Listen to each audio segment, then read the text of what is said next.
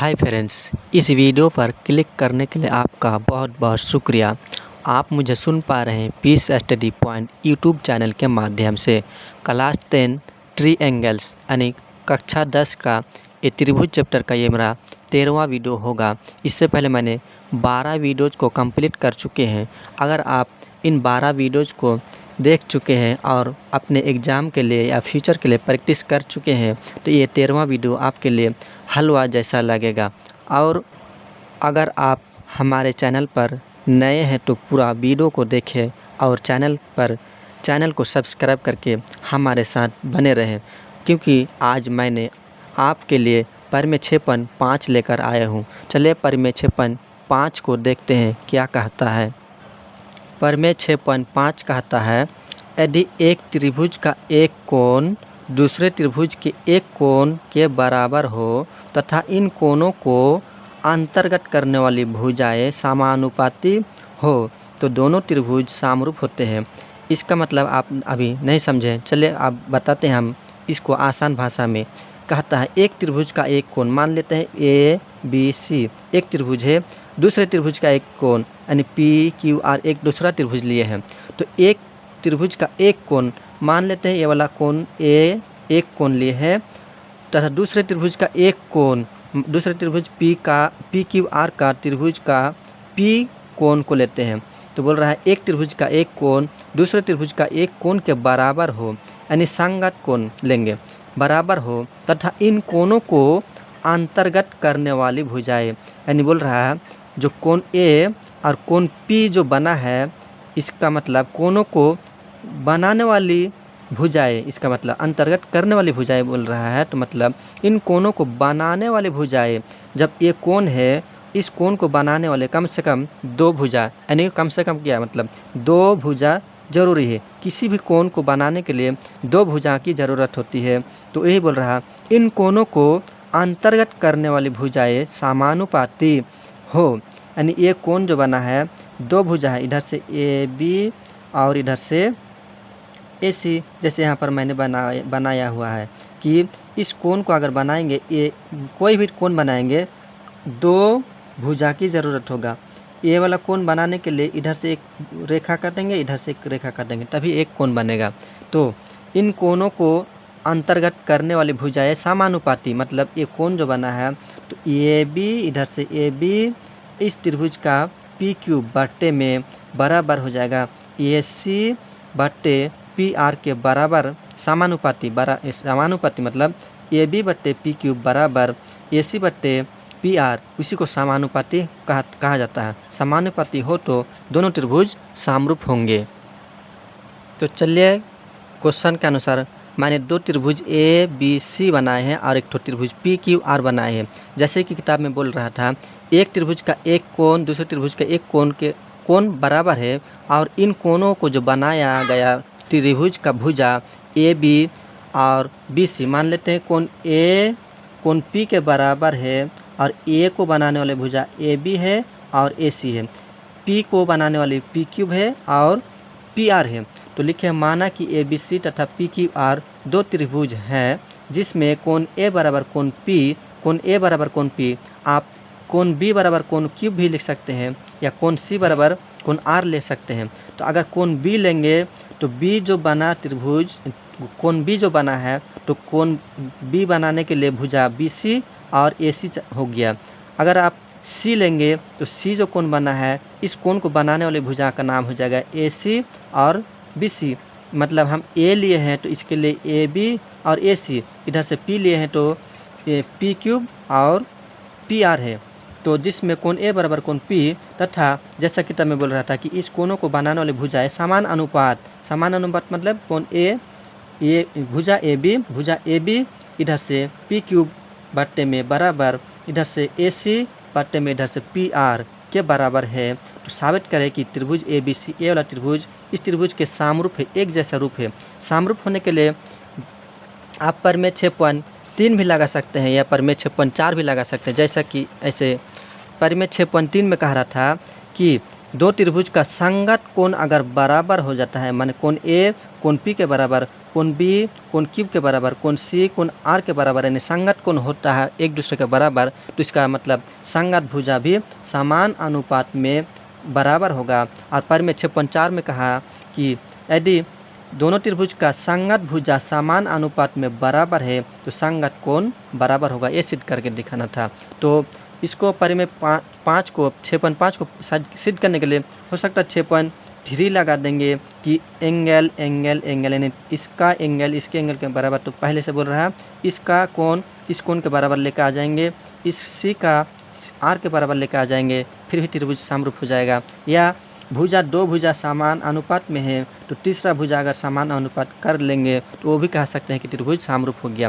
तो चलिए हम कोशिश करते हैं कि कोण को हम साबित कर दें। कोण ए कोण पी के बराबर है और कोण बी कोण सी क्यूब के बराबर कर लेते हैं, और कोण क्यूब को सी को कोण आर के बराबर लाते हैं। तो चलिए लिखते हैं, साबित करें त्रिभुज ए बी सी समरूप त्रिभुज पी की बात, अर्थात कोण बी बराबर कोण क्यूब, यानी कोण बी जो है क्यूब के बराबर अगर लेकर आ गए और कोण सी जो कोण आर के बराबर अगर लेकर आ जाए, हम कह सकते हैं कि ये त्रिभुज इस त्रिभुज के समरूप है, या ये वाला त्रिभुज इस त्रिभुज के समरूप है। तो रचना में चलते हैं। रचना में लिखे हैं ए बी जो है ए बी बराबर पी एस, यानी ए बी जितना बड़ा डंडा है वैसे करके पी और एस एक ठो बिंदु लिए हैं, इस ऐसे करके लिए हैं कि ए बी के बराबर पी एस हो, और उसके बाद टी ऐसे करके खींचे हैं कि क्यू आर के समांतर हो। तो वही लिखे ए बी बराबर पी एस लिया गया तथा एस टी जो है क्यू आर के समांतर खींचा। ठीक है, तो प्रमाण में चलते हैं। चूँकि परिमेय 6.1 में कह रहा था कि अगर कोई त्रिभुज में एक भुजा के समांतर अगर खींच दिया जाए कोई त्रिभुज के अंदर में ऐसे करके, तो क्या हो जाएगा, भुजा बट्टे में बराबर हो जाएगा, यानी पी एच बट्टे एस क्यूब और पी टी बट्टे पी आर हो जाएगा, पी टी बट्टे टी आर हो जाएगा। या तो इधर से अगर पी एस लेंगे और पी क्यूब इधर से पी टी बट्टे पी आर, ये भी सत्य है। तो जब थेल्स परिमेय में क्या है एस टी समांतर, यानी एस टी समांतर है, तो हम कह सकते हैं थेल्स परिमेय नंबर 6.1 से कह सकते हैं थेल्स परिमेय से त्रिभुज पी क्यू आर में कि पी एस इधर से पी एस बट्टे लिए हैं पूरा पी क्यूब बराबर पी टी बट्टे पी आर लिए हैं ना। तो पी एस बट्टे पी क्यूब को हम क्या लिख सकते हैं, देखिए पी एस पहले से रचना में क्या है ए बी के बराबर है, पी एस ए बी के बराबर है, इसलिए पी एस के जगह में हम ए बी बट्टे पी क्यूब लिख सकते हैं बराबर तो बराबर पी टी बट्टे पी आर, और चूँकि लिखे हैं ए बी बराबर पी एस रचना के अनुसार या रचना से, इसको हम लिख दिए। अब देखिए ए बी बट्टे पी क्यूब के जगह में ए सी बट्टे पी आर कैसा आ गया, तो हम आपको लेके चलते हैं ऊपर। ए बी बट्टे पी क्यूब किसके बराबर है, तो ए सी बट्टे पी आर के जगह में है, यानी एक दूसरे के बराबर है, भुजा समान अनुपात में बराबर है। इधर अगर भाग देने के बाद घटाने के बाद अगर 5 बचा तो इधर भी 5 ही बचेगा, इसलिए ए बी बट्टे पी क्यूब को हम ए सी बट्टे पी आर लिख सकते हैं। इसलिए इसके जगह में ए सी बट्टे पी आर बराबर तो बराबर जो था वही। देखिए बीच में बराबर का निशान लगा हुआ है और नीचे का चीज़ सेम है, इसका मतलब कट जाता है। तो ए सी बराबर पी टी बच गया, ए सी बराबर पी टी, यानी ए सी डंडा पी टी के बराबर हो गया मेरा। तो चलिए समीकरण 1 मान लेते हैं इसको। अब त्रिभुज ए बी सी, यानी ए वाला त्रिभुज ए बी सी और त्रिभुज पी एस टी, यानी इसका छोटा वाला त्रिभुज यानी पी एस टी, यानी रचना में जो बनाए हैं उसके ऊपर वाला त्रिभुज पी एस टी में देखते हैं क्या क्या चीज़ बराबर होता है या क्या आता है। तो ए बी सी और पी एस टी में ये भी जो है पी एस के बराबर रचना के अनुसार, और कोण ए कोण पी के बराबर पहले से बोल रहा था किताब में कि कोण ए कोण पी के बराबर, कोण ए कोण पी के बराबर गिवन में था। उसके बाद ये अभी समीकरण 1 में कहा दिया कि ए सी जो है पी टी के बराबर है, तो इसलिए लिखे ए सी बराबर पी टी समीकरण 1 से। जब देखिए ए बी सी और पी एस टी में ये भुजा इस भुजा के बराबर, ये वाला भुजा इस भुजा के बराबर, और कोण ए कोण पी के बराबर है, कोण पी के बराबर हो गया, तो हम कह सकते हैं कि ए बी सी त्रिभुज P T P S T के समरूप होगा। इसलिए लिखेंगे त्रिभुज ए बी सी सर्वांग हो जाएगा, यानी सर्वांग सम मतलब इसका इस त्रिभुज को ऊपर बैठाएंगे रखेंगे तो पूरा ढकेगा, मतलब ना ही थोड़ा छोटा होगा ना बड़ा होगा, मतलब इसका त्रिभुज और इसका त्रिभुज समान रूप से बराबर हो गया। तो चलिए देखते हैं। सामरूप मतलब एक जैसा रूप, ये वाला रूप तो एक जैसा है, इसको सर्वांगसम भी कह सकते हैं, सामरूप भी कह सकते हैं। तो सर्वांगसम हो गया। तो चलिए त्रिभुज ABC सर्वांगसम PST किस अनुसार, ये वाला भुजा है, ये वाला कोण है, ये वाला भुजा हुआ।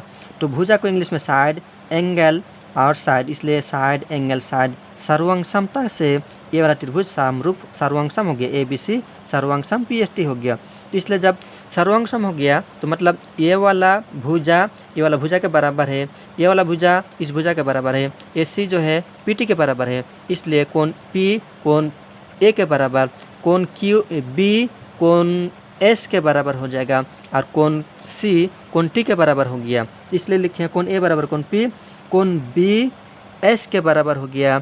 और हम पहले वीडियो में बताए हैं कि अगर कोई दो समांतर रेखा होगा, समांतर रेखा के इस ऊपर वाला कोण, इस समांतर रेखा के ऊपर वाला कोण संगत कोण कहा जाता है। आपको याद होगा कि S जो है फिर क्यूब के बराबर हो गया, इसलिए कोण B बराबर S होगा, फिर S जो है क्यूब के बराबर होगा, इसलिए कोण B बराबर कोण S और S जो है क्यूब के बराबर, और ब्रैकेट में लिख दें चूँकि S बराबर कोण क्यूब कैसा कोण है तो संगत कोण। संगत कोण कब होगा, जब दो समांतर रेखा होगा। तो समांतर रेखा के ऊपर वाला अगर मान लीजिए इस रेखा के ऊपर, इस रेखा के ऊपर को संगत कोण कहा जाएगा। चलिए आगे इधर लेकर आए हैं, इधर जगह नहीं था, चाहते हैं कि एक ही कॉपी में एक ही पेज में हो जाए तो अच्छा होगा। तो इधर से लेके आए, आप नीचे ही लिखेंगे कोण C जो है कोण T के बराबर हो जाएगा, क्योंकि सर्वांगसम त्रिभुज है। तो कोण C कोण T के बराबर होगा और T फिर कैसे बराबर हो जाएगा, R के बराबर। क्यों होगा, क्योंकि दोनों समांतर रेखा है। समांतर रेखा के ऊपर वाला कोण इस ऊपर वाले कोण के बराबर संगत कोण कहा जाएगा। तो कोण C कोण T के बराबर और T फिर कोण R के बराबर। फिर आप यहाँ लिखेंगे कि कोण T कोण R के बराबर संगत कोण, जैसे यहाँ पर लिखा हुआ वैसे भी आप यहाँ लिखेंगे, लेकिन मेरा जगह नहीं है। तो अतः कोण A कोण P के बराबर है, पहले से बोल रहा था तो एठो भी लिख दें। अतः कोण A बराबर कोण P हो गया, कोण B बराबर कोण क्यूब हो गया, कोण B कोण क्यूब के बराबर हो गया और कोण C कोण R के बराबर हो गया। इसलिए हम कह सकते हैं कि त्रिभुज ABC और त्रिभुज PQR का माने क्या कह सकते हैं कि इसके बारे में क्या कह सकते हैं कि जब दो भुजा समान अनुपात में है और तीनों कोण एक दूसरे के बराबर हो गया, संगत कोण के बराबर हो गया, तो कह सकते हैं कि ABC सामरूप हो गया PQR के। तो हम कह सकते हैं कि सर्वांगसम हो गया ABC सामरूप त्रिभुज PQR, अर्थात ऐसा कोण B कोण क्यूब के बराबर लेकर आ गए हैं, कोण C कोण R के बराबर लेकर आ गए हैं और कोण A बराबर कोण P पहले से दिया था। तो इस वीडियो को आपको कैसा लगा, इस वीडियो को देखने के बाद आपको कैसा लगा हमें कमेंट बॉक्स में कमेंट ज़रूर करना। तो चलिए अगला वीडियो की तरफ।